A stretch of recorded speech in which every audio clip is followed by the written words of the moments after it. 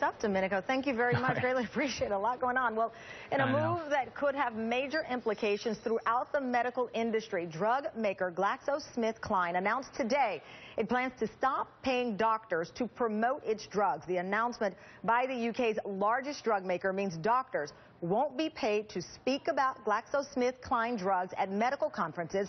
Doctors also won't be paid to write prescriptions of their drugs or influence prescriptions. GSK is also changing the way sales reps are being paid, instead tying pay to the quality of services and technical knowledge instead of prescriptions. Now, this move could force other companies to change their policies as well, given that many have come under fire for their marketing tactics. And joining me live now, Dr. Michael Anderson, Medical Officer for University Hospitals Case Medical Center. Thank you so much, Doctor, for your time.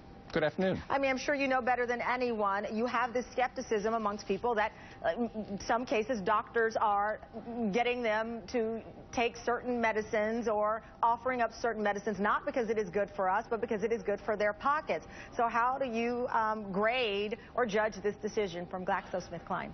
I think this is a great decision. I think it shows what Americans want, and that's transparency. They want to know that their physician is picking a medication because it's in that individual patient's best interest and because the doctor believes that's the best therapy. And I believe that's how physicians choose medications.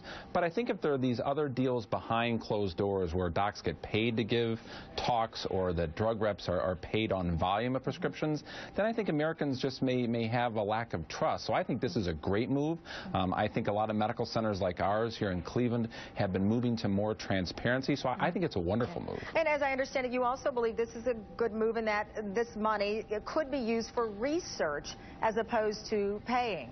Yeah, I think there are great relationships that have existed between physicians and pharmaceutical companies. We want to cure more and more diseases.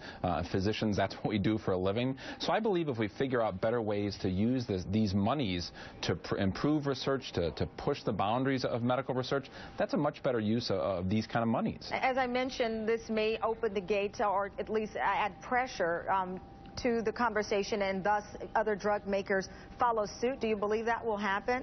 I certainly do. I think, much like I said, our academic medical centers, a lot of medical associations have called for greater transparency. We now publish a website.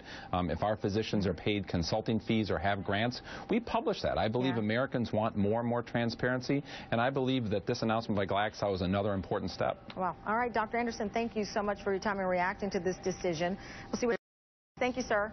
My pleasure. Still ahead, Beyonce makes history and is then rejected.